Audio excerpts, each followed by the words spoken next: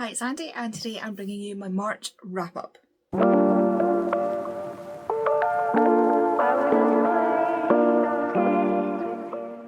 I'll be honest with you, at this stage, I'm not sure if these videos are actually going to see the light of day. I have filmed. I just have not been editing or anything.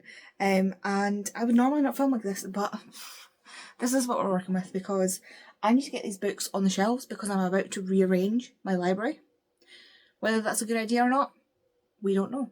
But I'm about to rearrange my library because this isn't bringing me joy anymore.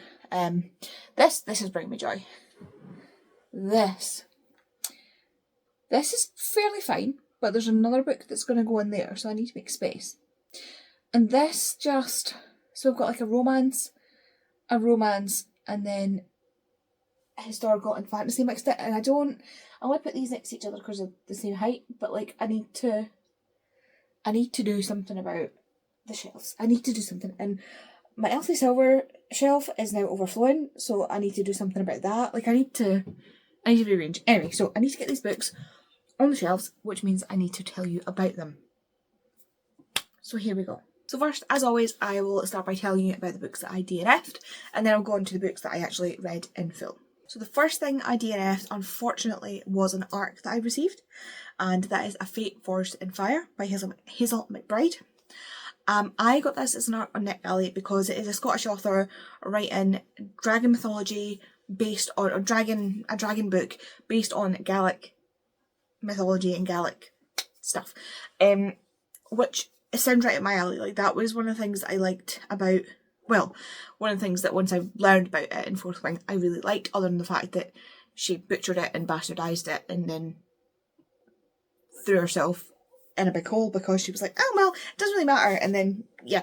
Anyway, moving on from that, I could go on a whole conversation about that. I have done before, but that's not why we're here. So Hazel McBride is actually a Scottish author. She's done all her research, she's done everything properly. But I ended up DNFing this because it was reminding me too much of Furyborn by Claire Legrand, and I did not like that for similar reasons, obviously, hence it reminded me. So the thing with these two types of fantasies is that they are quite, I don't know how to put this, not in the sense that like I don't know how to say it PC or whatever, but like I genuinely can't remember the actual word or words for it. But basically the reason I had to put this down is because it seemed like an exercise in character torture to me.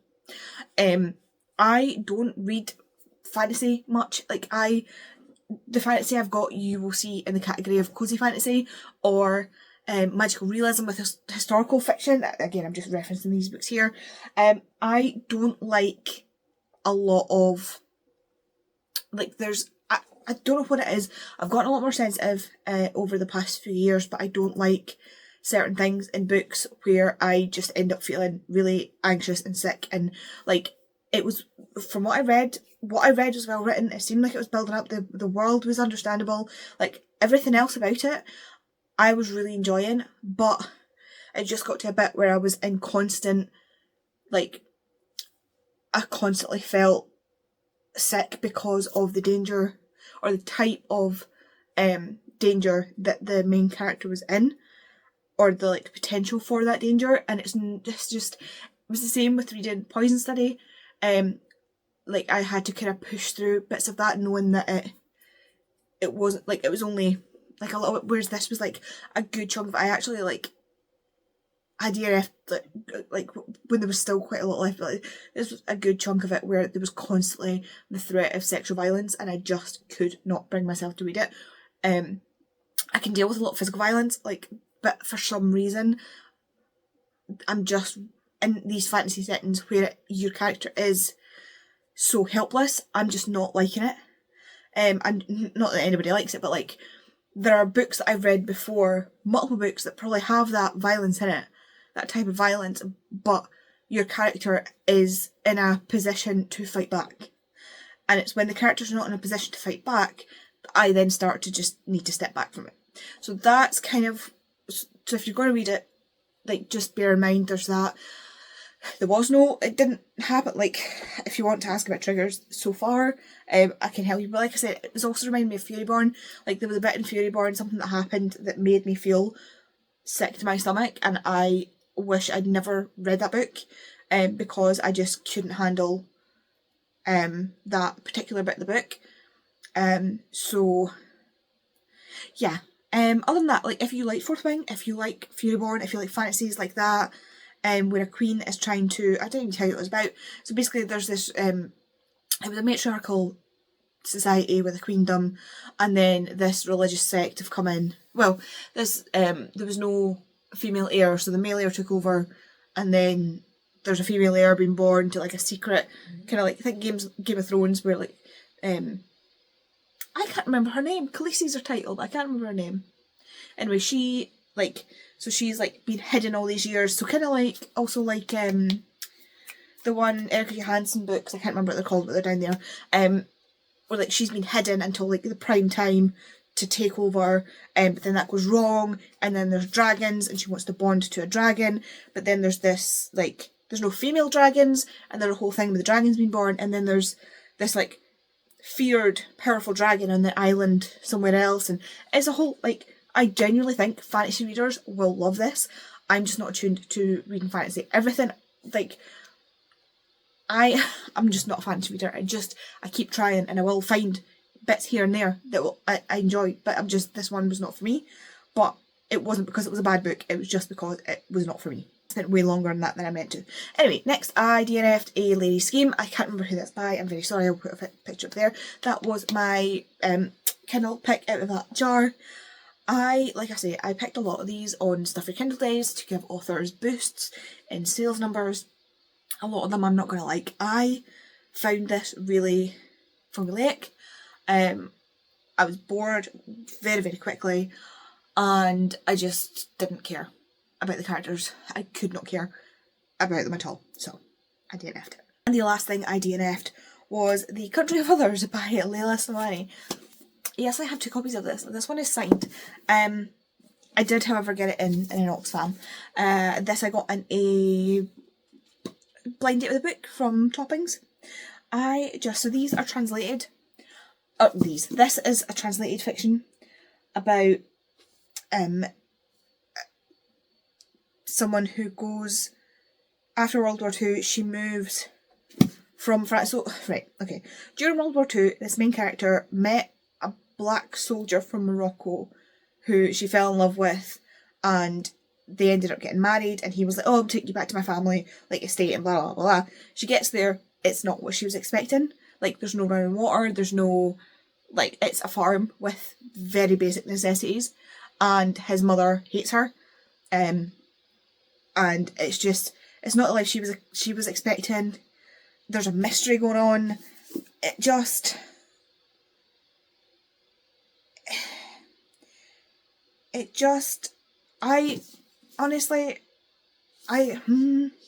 Mathilde, I didn't like her. I didn't like her as a character, and not in a way where it's like, you can find unlikable characters. I just didn't like her. I did not care. I was like, you did something on a whim, stupidly, you're now facing the consequences, stop acting like a child. Like, she was acting like a child. You're an adult, stop acting like a child. And I got quite a bit into this, but it was given, this is the thing though, it was given Rebecca vibes. Like, it was the same way I felt about Rebecca. I could not care about that main character, the main character Rebecca, whose name I don't think we ever find out. If you do know her name, please let me know, because I watched the movie and liked the movie, and this is the thing with my reading. There's a lot of things I will watch and enjoy and not like to read, and vice versa. So, like, for example, even just recently, I watched A Ballad of Songbirds and Snakes, and I did not really like the book. It was like a 2-3 star-ish book. I was really confused about the book. Like, I was confused about the ending. I didn't know what was going on. I just was not a big fan of the book. Really liked the film. Understood it a lot more. I think this as a film, I would like a lot more. It just was not my thing. I don't know if there's something to do. I've not read a lot of translated works, and I think that when I see people who do read translated works, they do say that sometimes you can miss things in translation. I miss like the sentiment. So I don't know if this is a poor job on the translator, not a poor job, but like the tone in which the translator has written it is not true to the original author's work, as it were. But unfortunately, it just was not for me. I couldn't find myself invested in any of the characters or this mystery that was going on. But, you know, these will go to someone who does enjoy it. Okay, that's all the negative-y type thing out the way. I don't even necessarily think it was negative. Like, the books just weren't for me. And that's fine. Not every book is for every person. And, you know, you live and you learn. But now the books I did in fact complete. So the first book I fully read in the month of March was Tales of Engagement by Tessa Bailey. Look at me finishing a series. This is a trilogy, and Lisa put, this is embarrassing but I always point it out, so Lisa put book 1 on my 12 and 12 last year and put book 2 on my 12 and 12 this year. That's how rubbish I am at finishing that series. So book 1 is Fix Her Up, book 2 is Love Her Lose Her, and this is book 3, Tales of Engagement, and this follows the sister of this or family that it follows, or the second sister, the oldest sister, because the first one's about the youngest sister, and then the cowboy that comes to town to look after his sister's daughter, so his niece. Why was that so hard? Look after his niece because his sister needs to go find herself. And the Just Us Club, which if you, or Just Us League, sorry, if you've read the books you understand, have decided they are going to support this guy. But it turns out they've already met. They cannot stand each other. Well, he's interested in her, she can't stand him because he is cocky, he is mouthy, and he makes her feel kind of exposed. And she does not like that. She thinks she does not need a man, she is independent, she does not care, but actually she kind of does. She kind of does. And he is, honestly, I think my favourite of the male characters. Is he? I don't know, I really like Love to Lose Her. It turns out, I love a second chance romance in a marriage. So like, they're already married, they're having problems, they find their love for each other again. I don't know what it is, seem to like that trope. Anyway, these two though, she decides, because her family is, this is all over the place, the family is like a company, they have a company that renovates houses, so they flip houses, so they buy them, they renovate them, they sell them. That is the family business. And she is the dresser for these houses, so she will like put together the furniture, the decoration, like all the after stuff, but she really wants to get into the construction, and her brothers and her dad are like, but you're a girl, so you can't do construction. And she's like, I'll hit you with a sledgehammer. So she breaks off and she buys a house which is in serious disrepair, and her and her brother end up on this reality show where they are like facing off against one another. So he's got a house he's bought and he's going to flip, she's got this house that she's going to flip, hers needs a lot more work, and when she sort of throws down the gauntlet to her brother, he comes with her. I want to call him Wes, it is Wes, oh my god. So Wes, this is the first time I've remembered a character name without actually fully having to check. Anyway, so Wes decides he's going to go with her and he is going to help her. And yeah, they kind of bond through getting this house together. It was really good. I really did enjoy this. I think I enjoyed the second one more, but I really enjoyed this. Then I read Play With Me, which is the second in the Playing for Keeps series, and I really, see, this is the thing with new authors who do series like this. I was not the biggest fan of Consider Me, and I was like, did I make a mistake putting this entire series on my wish list? Because it came as a box set. Like, Smash got me this box set for my birthday, and I was like, have I just made a complete arse of myself putting this on my wish list? And like, one of my friends has very kindly got it for me for my birthday, and I'm going to be like, oh, I don't like this.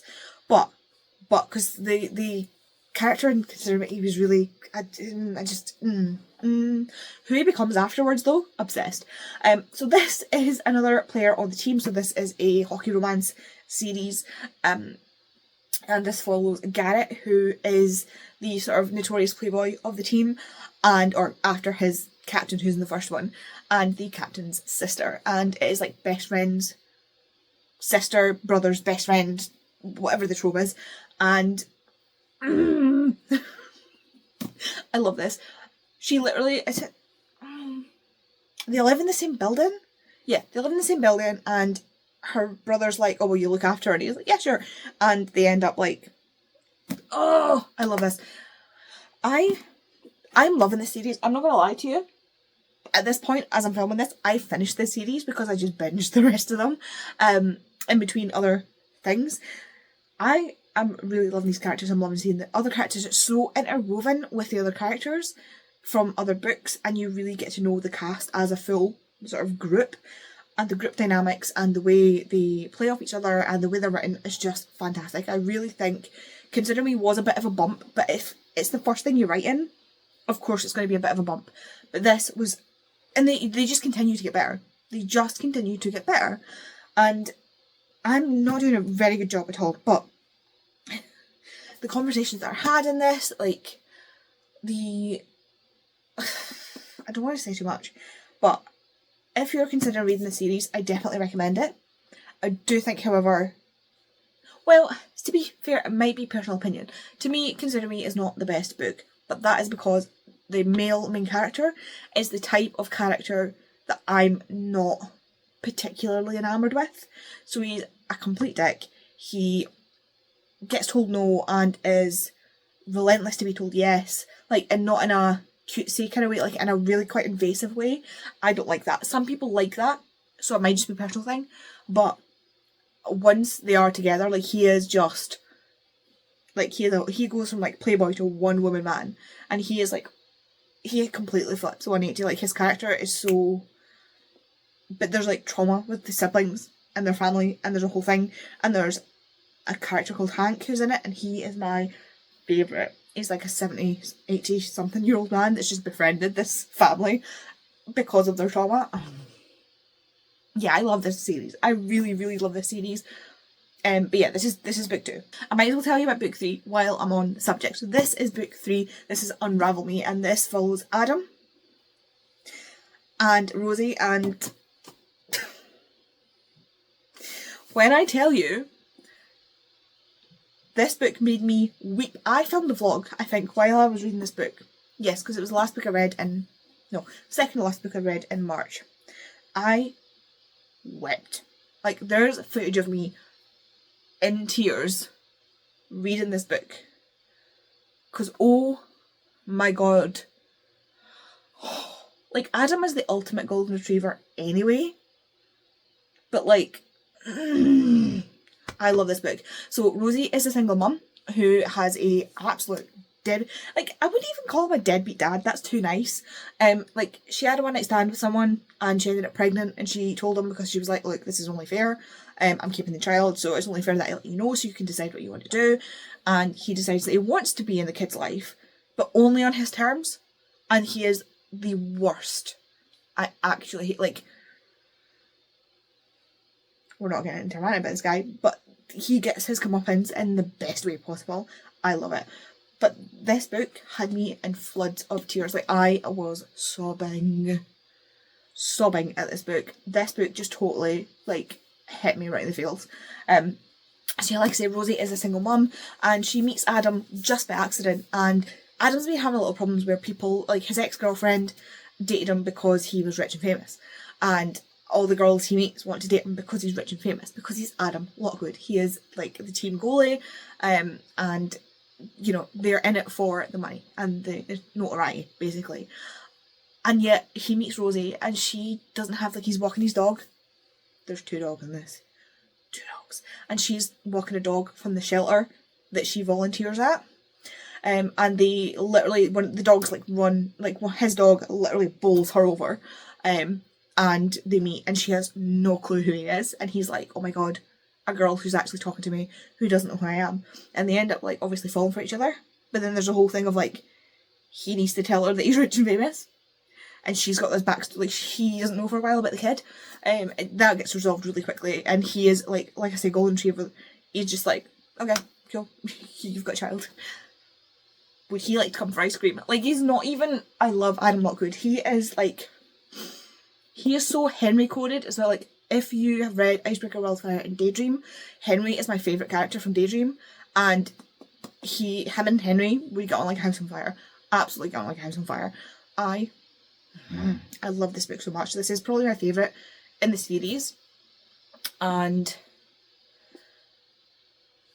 yeah, like I say, it just had me weeping. Weeping. Who would have known I like books with kids? I blame Elsie Silver, frankly. Then I finally read my arc of Bare Bones in the Midnight Soil by V. Schwab. I've been telling myself I need to read this for so long, since I got it, and I finally read it, and yeah, I mean, I loved it. This is me all over anyway. It's got vampires. It is multi-POV, multi-timeline. Like, we have characters back in the past, in the present. They're vampires, so they cross over. Like, this just had me written all over it. I absolutely loved it. Not a single point of it was I bored. Not a single point of it was I confused. Like, not as in, like, confused when you're not meant to be. Because you're meant to be confused at some points.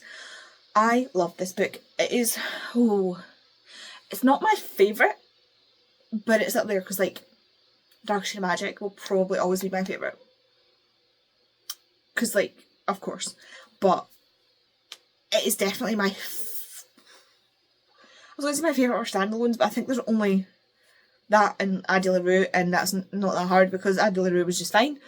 Whereas I loved Bare Bones in the Midnight Soil. I thought it was fantastic. I thought it had enough story and bulk to it without overdoing it, but then it was like brief enough, but it wasn't glossing over things. Like, I will read anything Schwab writes, and I thoroughly enjoyed this. If you like that nostalgic feeling of like the Twilight times, it gives you that feeling with updated moral standards, and it's sapphic, so you know. Then, talking of Miss Elsie Silver, as I was previously, I read Wildside, and this is book 3 in the, what is it called? Rosehill series? Rosehill series. It's right there on the front, Andy. This is book 3 in the Rosehill series, and I have the special W.H. Smith editions, which are gorgeous. I'll do like a quarterly haul and show you that. But yeah, so I really enjoyed this one. I've seen a lot of people say this is their least favourite, but I think this actually might be my favourite.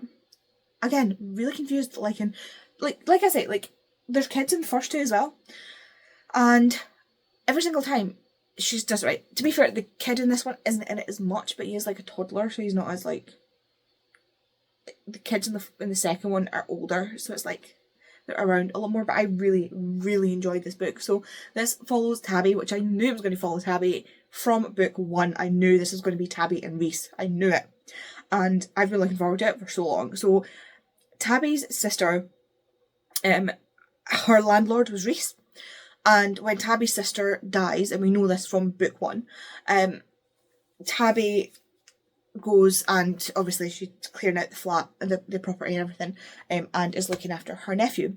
However, Reese is not impressed with Tabby because he's heard bad things about her from her sister, and he is also been put in her sister's will as the guardian of her nephew, of Tabby's nephew, and Tabby's not having that because she wants him to be with her family. But there's a lot of cross wires in this because Tabby's sister was an addict, which is eventually what killed her, and she was also mentally ill in a way. I mean, addiction is a disease, comes with mental illness, and to me, I feel like it's handled really well in this, but she also had a lot of issues when it came to her mental health and her relationship with Tabby. So, like I say, Reese isn't very impressed with Tabby because he has heard things from her sister, and it was mainly because her sister was jealous of her, and the fact that Tabby was like the perfect sister and she was the fuck up and whatever, even though to her face she was, you know, great with Tabby. Tabby loved her big sister, and you know, the whole complex relationship of mental illness. Again, I think it was done really well, in my opinion, although I don't know firsthand what addiction is like, so I can't tell you from that point of view. But yeah, they kind of have to. So Tabby takes her nephew back to Rose Hill, and Reese is actually from Florida, I would say, or he's from the States. I think he works in Florida, so he can only come back and forward for so long before the border people are like, you can't you can't keep coming into the country because this is set in Canada. Wow, I'm doing a great job again. So they decide to make it easier to look after her nephew. If they get married, then he can come and go in the country for work as much as he wants. And so that's what they do, and they have to fool everybody into thinking that they're actually in love, and it's that whole fake marriage of convenience. I love those tropes. And I just love these two. Like, Reese is an absolute cinnamon roll. Like, he tries to be mean and scary, but he's really, really not. And Tabby is an absolute black cat. Like, I know her name's Tabby, but like, oh, girl's got claws. But she's just completely soft to her nephew. And I love this. Like, I loved this so much. And I cannot wait for the next one. I didn't know we were getting a fourth one, but we are. And it's gonna be a good one. It's a tabby romance, so... Oh, tabby romance. I don't understand what a tabby romance is. Like, there's things that are like... It's like when people throw around the word smut. Like, do you actually mean smut, or do you just mean there's like a little bit of a raunchy moment in it? Like, because the next one is ex-boyfriend's dad.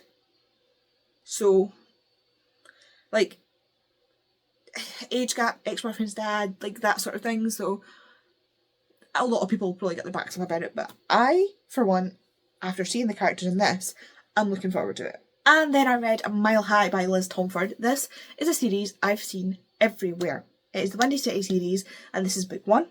Now this follows. This was one where, again, I was unsure. Like, I want to read the next one because I feel like it's going to have the same sort of thing as Consider Me going into the other books by Becca Mack. So Mile High is about, is it Stevie her name is? I might be making things up. So a female main character is a flight attendant for this hockey team. And the male main character is one of the players, and she has an attitude in that she won't just do whatever he wants like that. And he does not like that. He decides that when she, like, because the whole thing is like, he asks her for sparkling water, and she's like, yeah, it's in the cooler, help yourself. And he's like, no, you need to bring me it. And she's like, it's in the cooler, go help yourself. The rest of the guys have no problem helping themselves, but he is an absolute asshole. I hated this guy from the minute I read, like, that first bit. And he was like, oh, I'm going to remind her who she works for, and proceeds to try and make her life hell. Like, as someone who has worked in a restaurant and retail and hospitality, I hate this guy. I hated this guy so much. Like, unbelievably hated this guy. I was like, there is no way to redeem him. Absolutely no way you're redeeming this. But it kind of does, like, it does realise how wrong he is, and the other guys do call him out in it. So, like, I ended up enjoying it in the end. When I give it a 4-star, I did end up enjoying it. Had he not been an asshole at the start, like, if somebody had done that to me, like, if I was the female main character, this wouldn't have been a romance. This would have been a murder mystery. Because I would have thrown out the plane. Like, but, like, there's some learning, there's some growth you see from his point of view. And, yeah, he's an awful person at the start. And he does grow. And for some people, they might be able to deal with it. Other people like characters like that. I really liked it. There's a lot going on. Obviously, they're not meant to be together because she works for the team. There's that whole thing. But otherwise, yeah, I did enjoy it. I want to read the other books because I feel like the other characters... Well, it's not even... The other characters that it follows in the other series aren't even the hockey players, because the next one is her brother, who's a baseball player. And the other... I'm going to say air hostess because now I've got that song stuck in my head, but flight attendant. Because her boyfriend is an asshole. And so she goes to move in with Ryan, who is the main character's and this one's brother. Why is it I remember their names, or his name, but I don't remember the other one? I don't know. I'm sorry. But yeah, I do want to read book 2, but, well, this kind of put me off because I really didn't like the main character in this. Next, I decided to take a little break from romance and read Orbital by Samantha Harvey. This obviously was a Booker Prize winner in 2024 and has been talked about everywhere. It is like tiny, and it is sci-fi, like, but like real sci-fi, not like not real sci-fi. Like it's about astronauts on the International Space Station and basically their thoughts as they are orbiting like 16 times or something like that. Like there's it literally follows by orbit, like orbit 4 ascending, orbit 4 descending. Like it's literally on the orbits as they go around and what they see. And like there's a storm that they can see and they can see how it's proceeding, so they're feeding back to like Earth and stuff like that. Not like a disastrous, it is a disastrous storm, but it's more to do, it's like a natural storm that you see on Earth, not like a cataclysmic like in The Martian where they're like there's a massive dust storm and Mark's driving right into it. Like, you know. Anyway, I did enjoy this, but at the same time I'm not sure about it. I ended up giving it a 3.5 star, and it's kind of the same as what happened with To Be Taught If Fortunate, so that's similar in that it's like following these astronauts as they go from place to place. And my problem is there's so little time spent with each character. So like I don't think I get on with novellas, especially sci-fi novellas, because I want that character study. I want that like in-depth character like knowledge.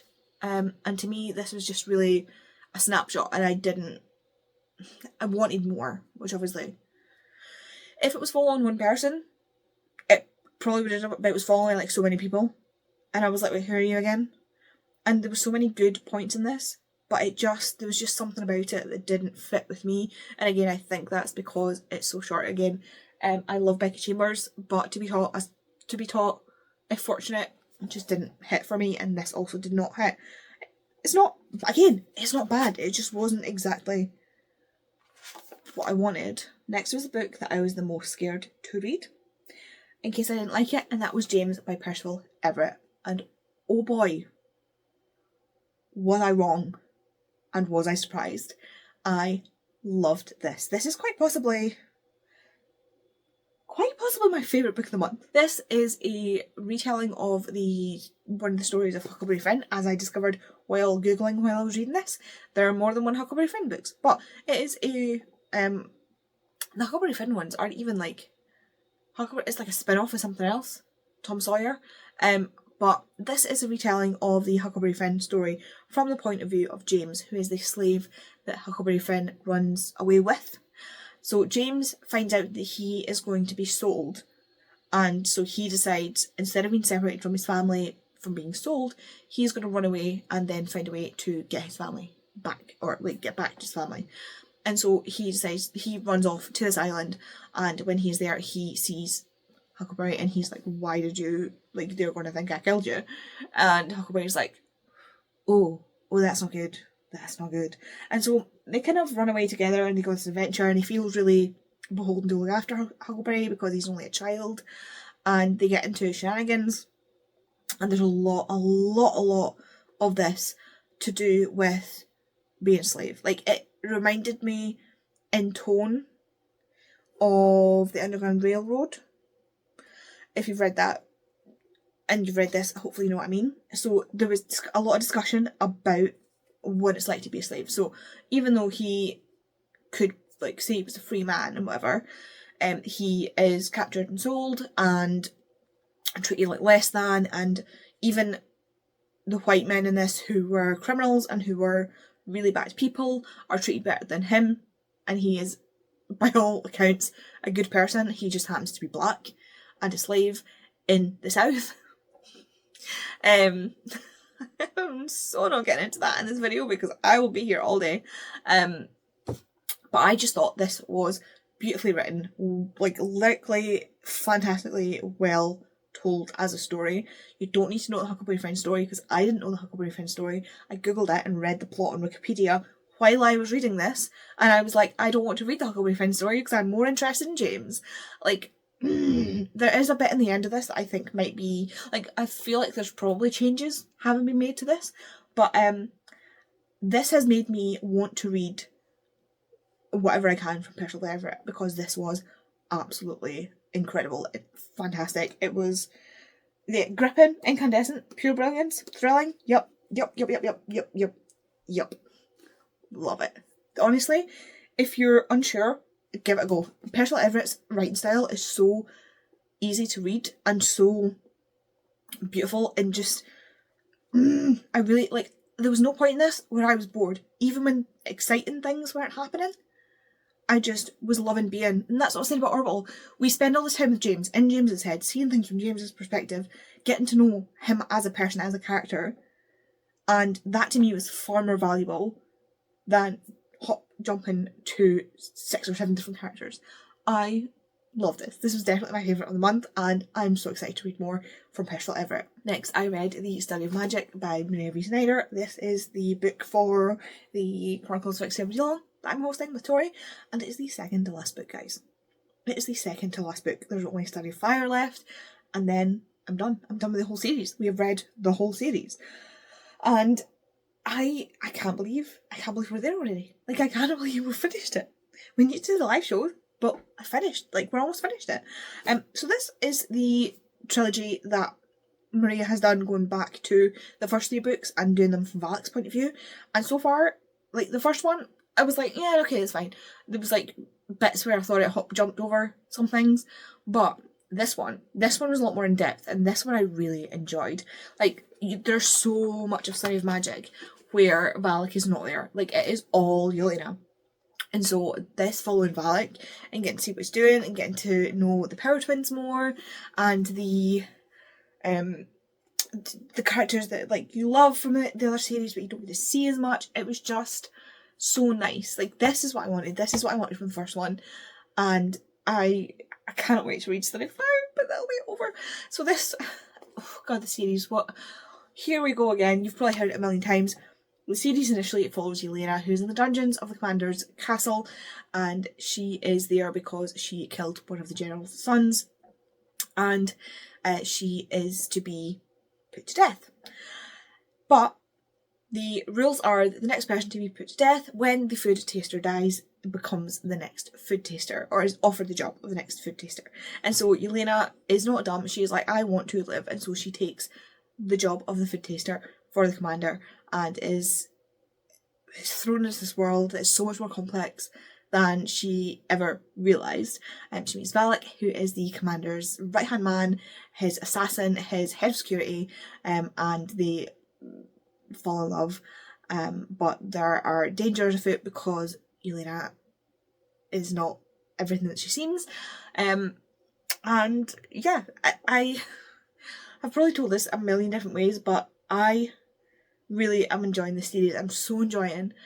Like I said, this book from Valak's point of view is, like, amazing because you spend so much time with Yelena in book 2 that you don't get to see Valak, whereas the first one you kind of see them both quite a lot and you can kind of patch together the story. I think reading these at the same time, like, there is like a list Maria's done where you can read like this chapter, that chapter, like in tandem. That's the word. Tandem read these series. I think that would be amazing. But yeah, I'm so sad we're almost at the end, but I'm loving this. I'm loving being back in this world again. Next, I read Sunrise on the Reaping by Suzanne Collins, along with like a million other people. You will have seen this on so many wrap-ups and vlogs and things recently because everybody and their dog has been reading this book. This is the 5th book she's written in the Hunger Games world, and this one follows the 50th Hunger Games and Quarter Quell, in which we know is Haymitch's games. Haymitch is a beloved character from the trilogy, from the initial trilogy, and we know that obviously he is a victor of one of the Hunger Games because he is a mentor and he is winner, blah blah blah. This follows Haymitch's games. So you see Haymitch from before, or the day of the Reaping, and then obviously through the games and after. I love this. This was so reminiscent of the first book, so it goes through the whole, like, the same sort of stages as the first book. It shows a lot more of the corruption of the capital and the different types of corruption from the capital. I love this. I was so invested.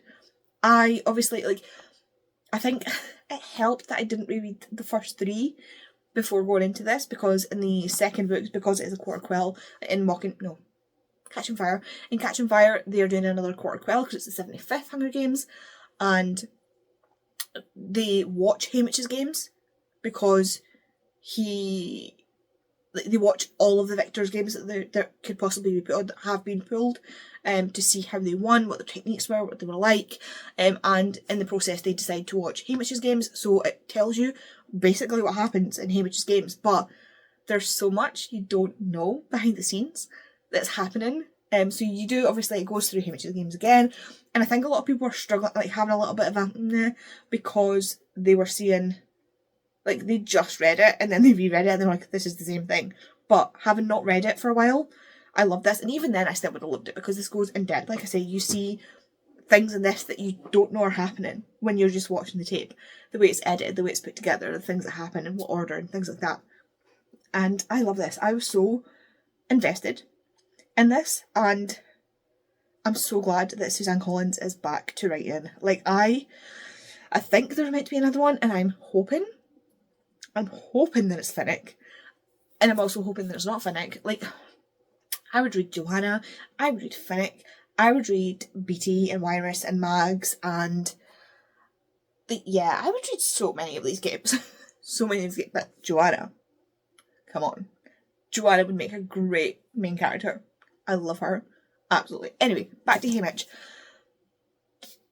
Yeah, this, like I say, is so reminiscent of the first book, or the first trilogy. Like, it's the style is the same as the first book, so you go through the reaping, the process of getting to the capital, the process of being made ready for the Hunger Games, the games themselves, and then the homecoming that you will inevitably find is not where you expect it to be. This to me is very much indicative of the first book.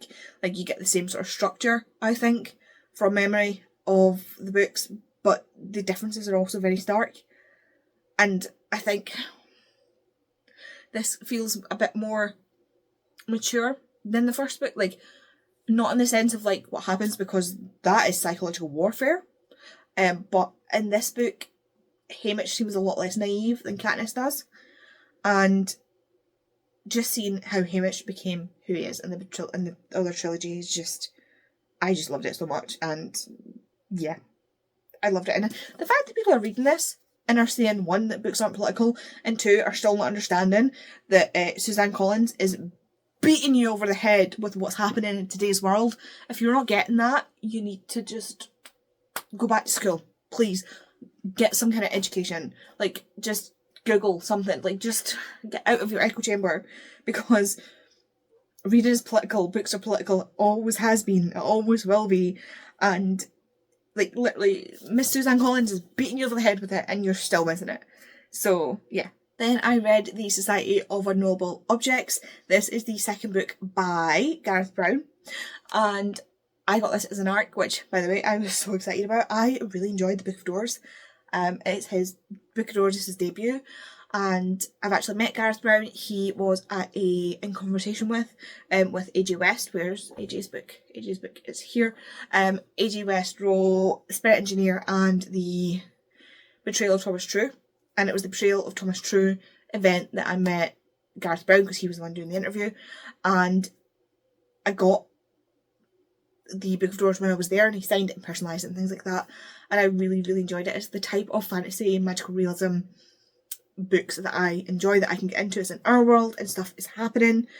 And then The Society of Unknowable Objects is another like that. So this is about, again, the Society of Unknowable Objects is what they're called. There is 4 of them, and they go out and find these objects which do things. And I know that sounds really, like, I can't think of how to describe it. So there's like, there's like object, like something, just a thing, a random thing, any random thing that you may walk past on the street, on a shelf, like just a random thing. So the thing on the cover is the chess piece, and they do magical things. And there's somebody who is hurting people in the process of collecting these things. And there was a bit in this book where I was reading it and I was like, no, oh my god, what, oh my god, like, and I freaked out and I was like, you're playing chess, I'm playing checkers. I love this book, like, the intricacies of the character relationships, the ethical questions that go along with this. Like, oh, I love this book. I really, really enjoy this book. I cannot wait to see what he writes next, because the ending makes me think there's more happening. So, we shall see. Then I read another fantasy, Not Like Me. It is North is the Night by Emily Rath. Now, Emily Rath is quickly becoming one of my favourite authors. She wrote the... oh, what they called? Something Rays books. I can't remember what it's called now, that's terrible. The first one is Pucking Around, then Pucking Wild, then Pucking Sweet, and the next one is Pucking Strong. Those are her hockey romance books. I love those books with my whole heart. Don't even get me wrong. And this is her... I don't even think it's her first. She does have Omegaverse books as well. Whiskey and Sin is one of those. I know I've read Bride, and that's like an Omegaverse, like touching on the Omegaverse kind of thing, and that was fine. Like, that was fine. It didn't bother me. But with the way that Emily Rath writes smut, and she herself is like, it is smut, it is pure smut. I'm scared to read anything Omegaverse written by her. You need to be like deep in the Omegaverse to get on with one of her books, because I feel like she's going to really go for it. And I'm scared, and I don't want to read that because I'm scared. I'm scared. I would need to like very slowly make my way there, and I'm not there. Anyway, North is the Night is her first like fantasy book. So this is a sapphic book as well, and it is like a bit dramatic, sorry. It is The Bear and the Nightingale meets Hades and Persephone. So it is set against Finnish folklore, because Emily Rath's family is Finnish, and you follow two characters, one of whom is taken to the underworld. It's not, I don't think it's called the underworld, but effectively like the underworld, the other life, the other side, taken by a god, a goddess to the underworld, even though she's alive, and her bestest friend in the whole world, who's totally not in love with her, decides she is going to save her. She is going to go to the underworld, and she is going to save her. So there's like there's another Greek thing where somebody does that. I can't remember what it's called. So she decides she's going to go actually talk about like what it's like. It's like Moana. She's going to find the folk hero that is destined to come back, and she's going to tell him that he's going to take her to the underworld to get her friend back. She is Moana of Monterey. You aboard my boat, sailed. I'm sorry, I really like Moana. Anyway, it's that thing where she's like, I'm going to find this guy. I'm going to tell him he's going to help me get to the underworld to save my friend. And so she goes on this journey. All the while, the Catholic Church is taking over. The Swedes, who are Catholic, are invading Finland.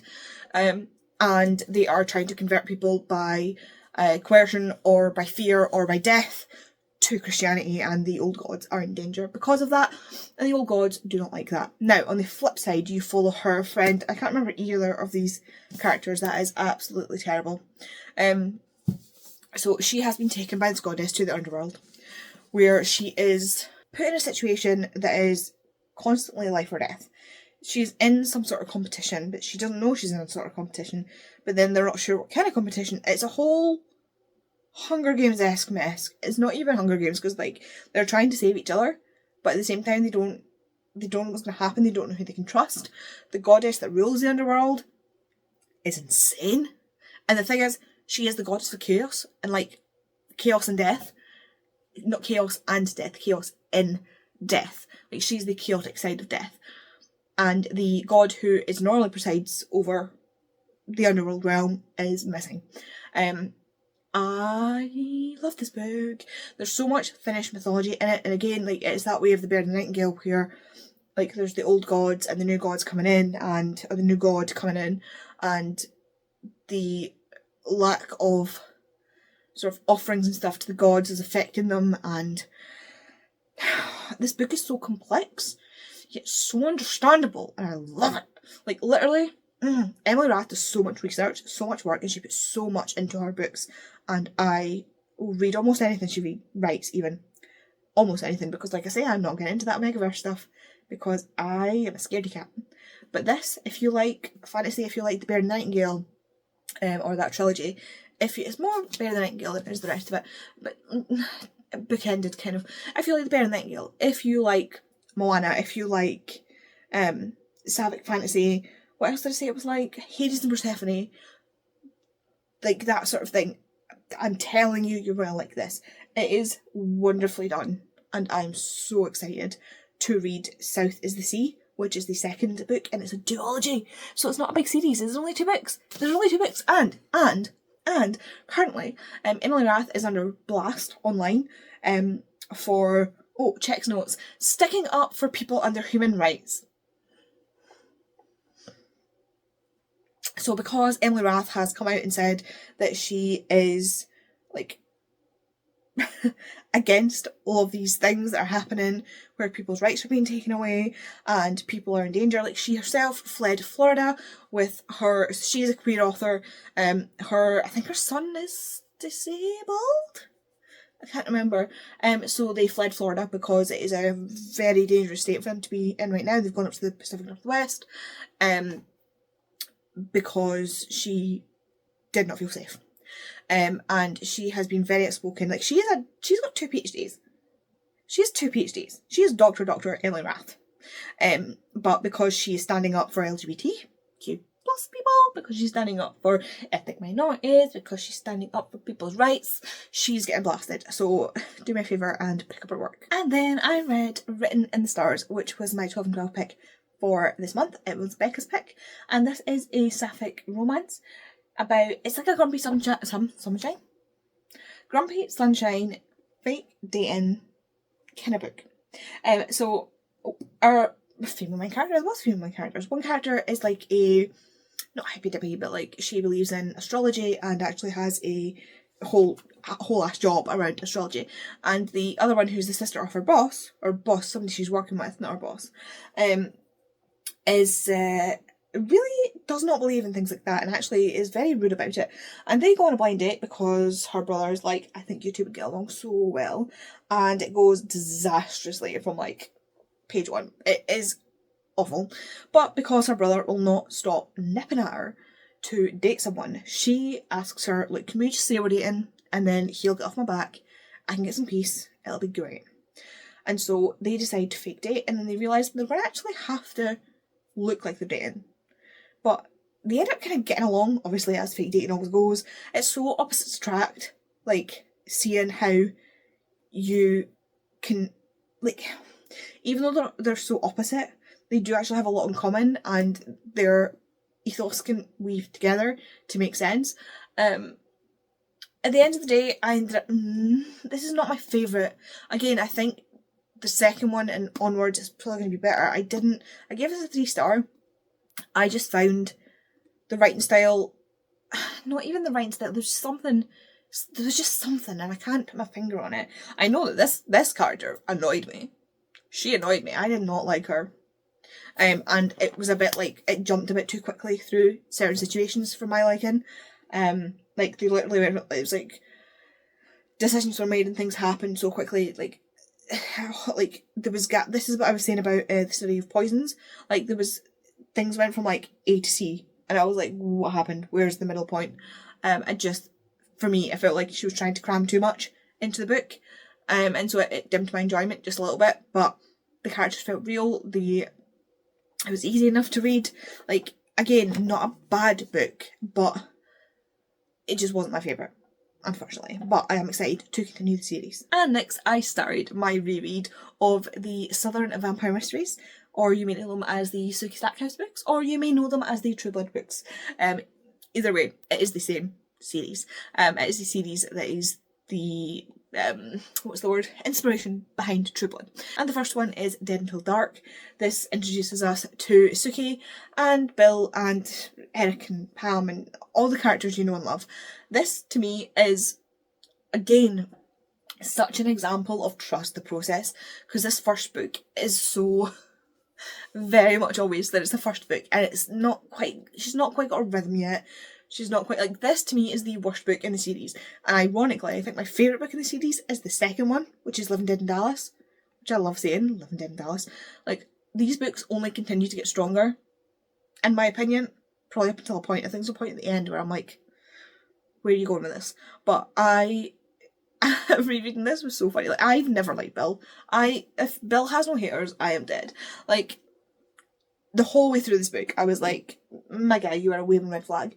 But, you know, and again, there's this book is so much, because, like, it's the paranormal romance with the vampires, and then there's a serial killer killing people, or killing women, and it's just, there's so much going on. There's so much going on, and she still manages to balance it all so well. Like, all of these books are, at least the first few, are mystery novels as well as paranormal romance, but yeah, you can really tell this is the first book, and the characters are very, like, not well formed, and it's an exercise in patience to get to the second book, because then she kind of hits her stride, in my opinion. This is about Sookie Stackhouse, who is a waitress in a bar called Monot's in fucking nowhere, Bontemps in Louisiana. And when I say Bontemps is like rural, I mean like rural people call it rural. It is literally like buttfuck nowhere. It is in the middle of nowhere. And Sookie lives with her grandmother and is a bit strange. So Sookie has an ability to read minds, and she refers to it as her disability. Rereading it, not sure how I felt like that. But she sees it as this thing that makes her less than, and makes her harder to be with. Like, everybody knows she's a bit unusual. Men don't really want to date her. Like, people don't treat her very well because of this weirdness that she has. Like, they don't know she can read minds. They just know she's a bit odd. But other than that, she's like regular height, long blonde hair, tan skin, like blue eyes. She is she's everybody's wet dream, and yet people avoid her because of this weirdness. And she finds it really hard to be around people because she's constantly being bombarded with their thoughts. And obviously, if she was to relax, like if she was in bed with someone, she can hear all of the thoughts. And you don't want to be thinking about, you don't want to be worrying about what your partner is thinking. Literally, like, you can hear everything. Well, that's happening. So she doesn't really date, she doesn't really go out. She's just kind of a bit of a weird old loner. But then into the bar comes Bill, and Bill is a vampire. The vampires have recently come out of the coffin, I think is the phrase they used, and they have announced themselves to the world because they can now drink synthetic blood, which has been created in Japan. Of course it was Japan. And vampires are taught in this idea that they are infected with a disease, and that's what makes them, can't go out in the sun, can't deal with silver, yada yada yada, need to drink blood, blah blah blah. Which is funny because my Lindsay Sands one is actually nanotechnology that makes them vampiric, but it's not like, these are like actual like vampires, like will burn in the sun, are completely like are dead until dark, like they are in the soil, they're out, you can't wake them up, they're dead for all intents and purposes, and because they are dead, their minds are empty to Sookie. Like, it is like talking to like me and you talking to a regular person. She hears no thoughts. It is like a balm. It is soothing, and she can be around them and get to know them without that painful sort of thing happening where they're constantly like projecting their thoughts at her. And so of course she falls into the vampires sort of circle and falls in love with Bill, even though to me it happens way too fast. But she gets to meet other vampires and she helps them with her little mind thing. Yeah, all in all, really excited to read this. And then lastly, I read The Accidental Artist by Billy Connolly. I really enjoyed this. I love that it's signed on the side. I think it's also signed inside. Did I get a signed one? I did not. No, I do have signed other things. So, Billy Connolly is a Scottish comedian. If you don't know who Billy Connolly is, you good? You okay? Are you sure? Are you fine? Billy Connolly is a Scottish comedian. Why is that word so hard to say? Scottish comedian, and he is my favourite comedian. I love Billy Connolly. Like, he is a national treasure. And he is, for all intents and purposes, the hippiest of hippies. He is a rambling man. He is a windswept and interesting man. He is somebody who just is very live and let live. Like, if you think you're live and let live, Billy Connolly is more live and let live. He literally does not care. Like, does not care. He can be gay, straight, any colour, any sexual orientation, does not care. Does not care. He will take you on your value. So he has Parkinson's disease, which is like so upsetting. He's like everybody's uncle, and he, in part of his, like, I can't remember exactly what it was, but he started drawing. And he started drawing these weird drawings. His wife is actually a psychologist, and she does the foreword for this, and it's just, this book is basically stories and his drawings. Not all of them not all the drawings have to do with the stories. Some of them are pertinent to the stories, but it's, again, things that you will have seen in his comedy shows, sort of behind the scenes things that he might have talked about in his comedy shows, and it just gives you a whole new, like, all of his books are kind of like memoirs. And again, like, it's kind of the things he talks about at his comedy shows, which is just, yeah, I love Billy Connolly. This one was a little more serious. And again, stories that he's never told before in some of them. But I love this so much. I love Billy Connolly. I will read all of his things. This is technically like an art book, I suppose. I love, like, they're so weird. Like, I feel nothing. Like, Pamela, his wife, talks about how she feels when she looks at these. But I don't really feel anything. There are little vignettes as well. Like, this one says, this is Antique Tea Caddy. And it says, never trust a man who, when left alone in a room with a tea cosy, doesn't try it on. Which is something that Billy Connolly has said before. Yeah, I love this. This is brilliant. I love Billy Connolly. I'm going to be very sad when he's no longer with us.